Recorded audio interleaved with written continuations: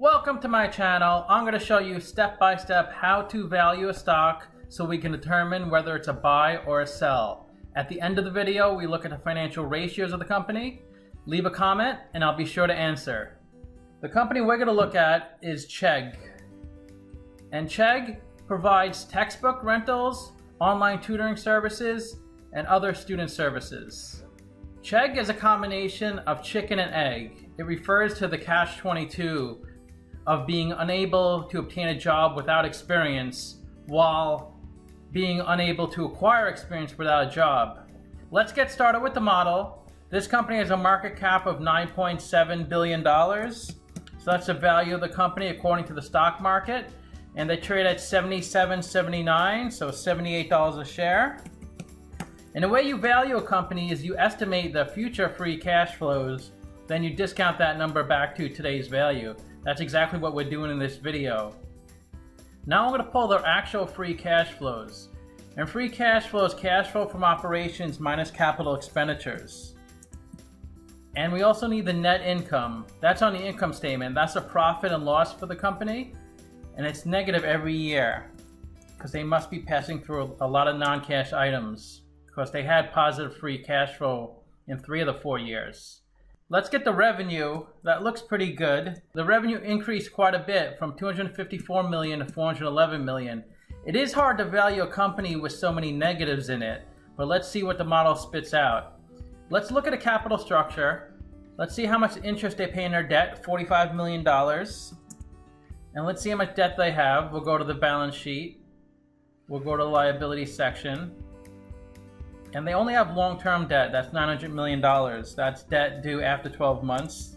They pay 5% interest on the debt. They don't pay taxes since they have negative net income. That's the beauty of reporting negative net income each year. You save money in paying taxes. Let's look at the beta because we need to calculate the cost of equity. And we need the beta to calculate that number, 1.12. So the stock moves a little more than 1 times the market. We also need to look at their current assets because we're going to calculate the current ratio later, and current assets is the numerator of that equation. The denominator is current liabilities, which we're also going to pull. So current assets is 807 million. We'll put that into the spreadsheet. Let's see what that is. It's mostly cash, which is the best asset, 769 million, 11 million of receivables, and 16 million of other. Let's get their current liabilities. That's 71 million.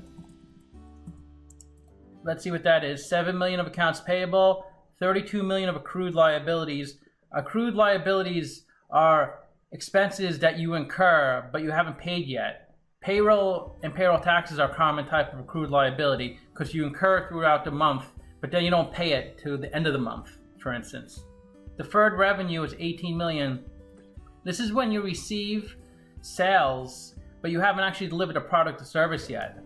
This is probably pretty common in tutoring because you get paid upfront for a certain number of sessions, but you don't actually do the tutoring till a later date.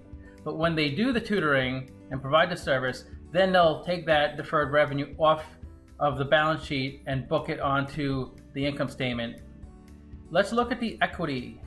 That's the value of the company according to the balance sheet. That's 498 million, 122,000 of common stock, negative 400 million of retained earnings. That means historically they've reported negative profit. Retained earnings is all your prior net incomes minus all your prior dividends. Negative 1 million of accumulated other comprehensive income. Let's go back to the income statement, get their operating income. This is how much money the company made in 2019 from its operational business, 17 million. Let's look at a capital structure. 64% debt, cost of debt is 5%. 36% equity, cost of equity is 11%. The WACC is 7%, which is a blend of the cost of debt and cost of equity. And that's a discount rate we're going to apply to the future cash flows.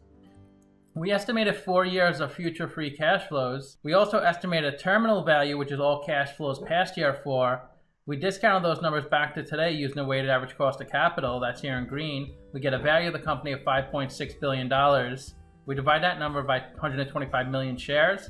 And we get a calculated stock price of $45. They're trading at $77, so they're trading at a 72% premium. So it's a sell according to the model. Let's see what Simply Wall Street says. They're at $59, so they're also saying the stock is a sell. Let's see where the stock has been trading. So it's doing really well with coronavirus because people are locked in their homes. They can't go to school, so they need to get the private tutoring. And I didn't use a traditional model because my other models didn't have a value for the company because it looks back on prior financial information and it came out negative. So I did my alternative model, which is an estimate of the free cash flow growth, and it extrapolates that out in the future. And that's how I came up with the $45. I built this model specifically for Tesla. Let's look at the financial ratios. Negative PE, a terrible price of sales, terrible price to book. So PE is stock price over earnings per share. To calculate earnings per share, that's net income over shares outstanding. They had negative net income, so they have negative PE.